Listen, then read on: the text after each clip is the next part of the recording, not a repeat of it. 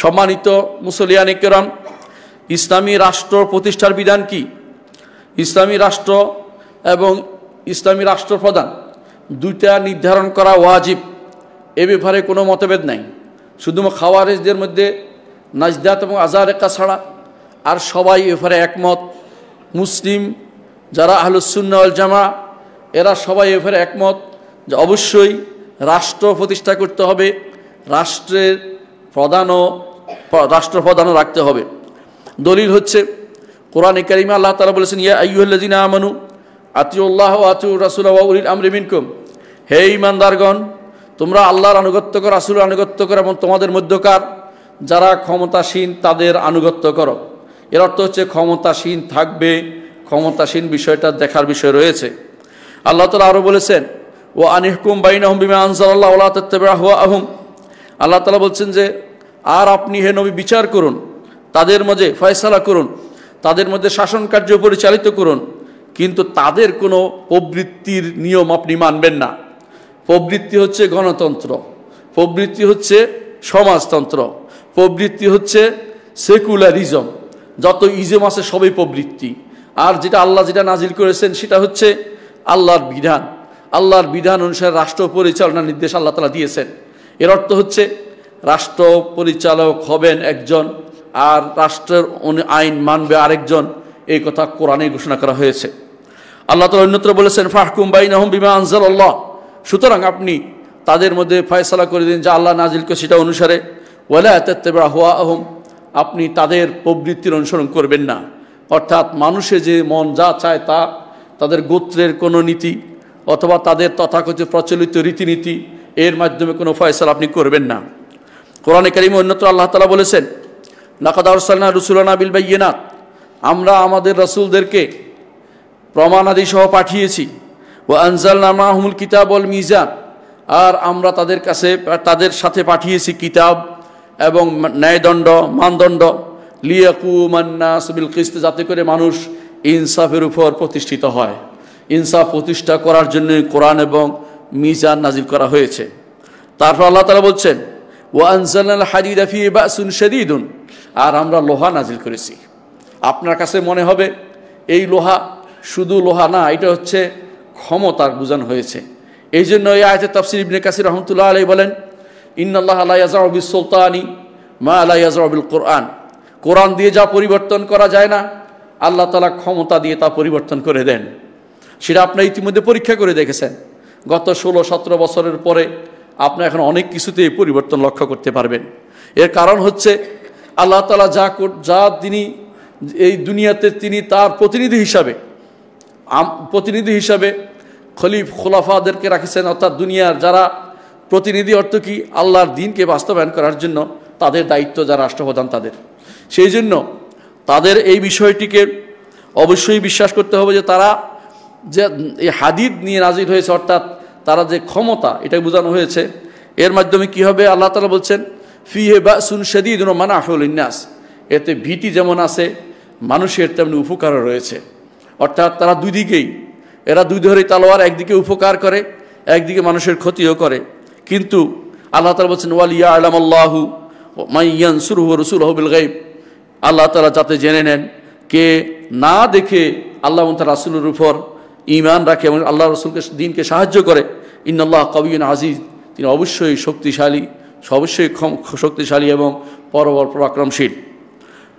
অনুরূপভাবে কোরআনে এবং হাদিসে, কোরআনে কারিমে যত জায়গাতে হুদুদ এবং কিসাসকে বাস্তবায়ন করার নির্দেশনা দেওয়া হয়েছে, অনুরূপভাবে যেখানে আল্লাহ তাআলা বলছেন, আল্লাযীনা ইম্মাক্কান্নাহুম ফিল আরদি আকামুস সালাতা ওয়া আতাউয যাকাতা ওয়া আমারু বিল মা'রুফ ওয়া নাহাউ আনিল মুনকার ওয়া লিল্লাহি আকিবাতুল উমুর, এই আয়াতগুলো আমাদেরকে স্মরণ করে দিচ্ছে আমাদেরকে অবশ্যই রাষ্ট্র প্রতিষ্ঠা করতে হবে এবং রাষ্ট্রপ্রধানকে নির্বাচন করতে হবে। আর রাষ্ট্রপ্রধানকে আমাদেরকে নির্বাচন বলতে আমি তথাগত নির্বাচন বোঝাচ্ছি না, অর্থাৎ নির্ধারণ করতে হবে।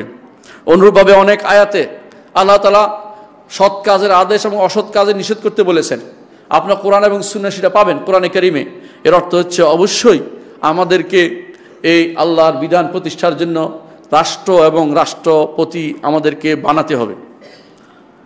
এই হচ্ছে কোরআনের নির্দেশনা। হাদিসের নির্দেশনা দেখেন, রাসূলুল্লাহ সাল্লাল্লাহু আলাইহি ওয়াসাল্লাম বলেছেন, মান মাতা ওয়া লাইসা ফি উনুকি বাইআ মাতা মিতাতান জাহিলিয়া, যে কেউ মারা যাবে আর তার গর্দানে কোনো বায়াত থাকবে না, তাহলে সে জাহিলিয়াতের মৃত্যুবরণ করবে।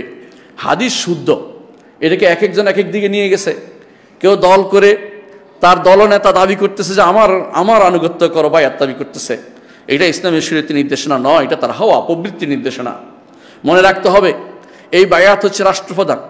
যেই বায়াতে রাষ্ট্রপ্রধানটা আপনার যদি না থাকে রাষ্ট্রপ্রধান, তাহলে জাহিলিয়াতের মৃত্যু হবে আপনার। এই যে রাষ্ট্রপ্রধানটা আপনার থাকা উচিত, প্রচেষ্টা থাকা উচিত। দ্বিতীয়ত, ইসলাম বলেছে কেউ সফরে থাকলে সেখানেও যেন একজন আমির বানায়। সুতরাং সফর তো হচ্ছে সাময়িক, যেটা স্থায়ী জায়গায়, সেখানে অবশ্যই তাকে রাষ্ট্রপ্রধান লাগবে এবং রাষ্ট্রও লাগবে। অনুরূপে ইসলাম বলে হাদিস রাসূলুল্লাহ সাল্লাল্লাহু আলাইহি ওয়াসাল্লাম বলেছেন, ইসলামের একটি একটি করে রশি ছিঁড়ে যাবে।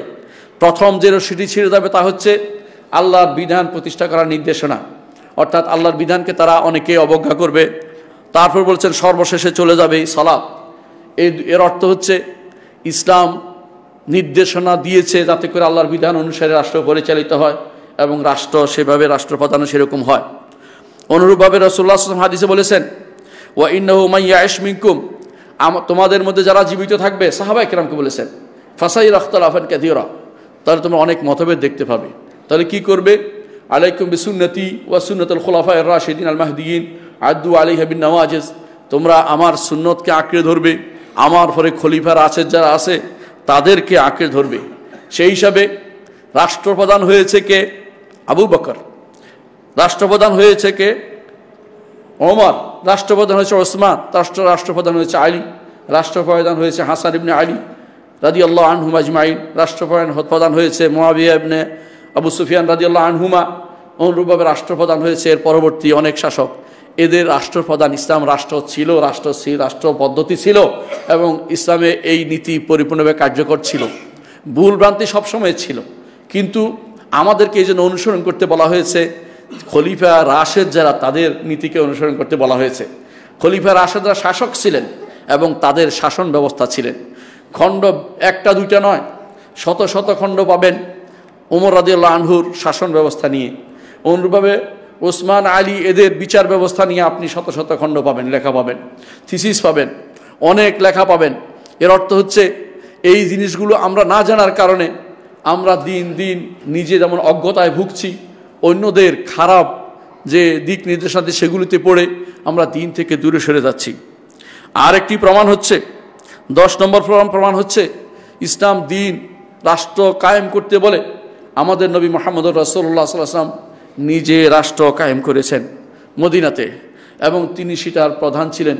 তিনি দুটি কাজ করতেন, বড় একটি হচ্ছে রাষ্ট্রপ্রধান হয়ে আল্লাহর দ্বীনের প্রচার প্রসার, আর দ্বিতীয়ত আল্লাহর নীতি, আল্লাহ তাআলার বিধানকে প্রতিষ্ঠা করেছেন, হুদুদ প্রতিষ্ঠা করেছেন এবং রাষ্ট্র পরিচালনা করেছেন। 11 নম্বর দলিল হচ্ছে সাহাবায়ে কেরাম রাসূলুল্লাহ সাল্লাল্লাহু আলাইহি ওয়াসাল্লামের মৃত্যুর পরে সাহাবায়ে কেরাম তাকে দাফনের আগেই খলিফা বানিয়েছেন, রাষ্ট্রপ্রধান বানিয়েছেন এবং রাষ্ট্রপ্রধান রাষ্ট্রনীতি আবু বকর রাদিয়াল্লাহু আনহু ব্যবহার করেছেন।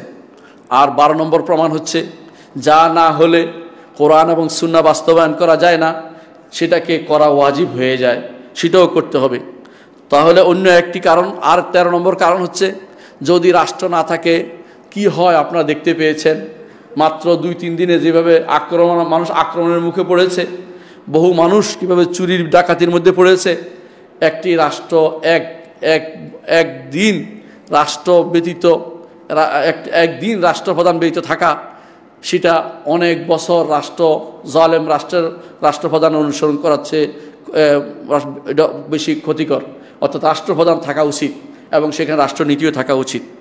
জালেম রাষ্ট্রের বিষয়টা আমরা সামনে আলোচনা করব। 14 নম্বর প্রমাণ হচ্ছে মানুষের একটা স্বাভাবিক চিত্র হচ্ছে এটা, মানুষ সব কিছু নিজে নিয়ন্ত্রণ করতে পারে না।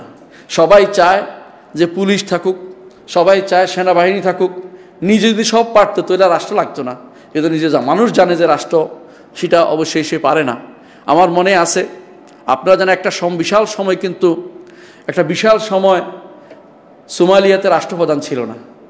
আমার দোস্ত একসাথে পড়ছিলাম মদিনা ইউনিভার্সিটিতে, সে আমাকে বলছিল, দোস্ত দোয়া করো আল্লাহ যেন একটা শাসক দেয় আমাদেরকে, যেটাই হোক, কারণ আমরা একে অপরকে শেষ করে দিচ্ছি, আমাদের শক্তিশালী দুর্বলকে শেষ করে দিচ্ছে, আমাদের কোনো নীতি নেই। এজন্য ইসলাম বলে রাষ্ট্রপ্রধান লাগবেই, সাথে রাষ্ট্রনীতিটাও ইসলাম দিয়ে দিয়েছে কিভাবে সেটা করবে।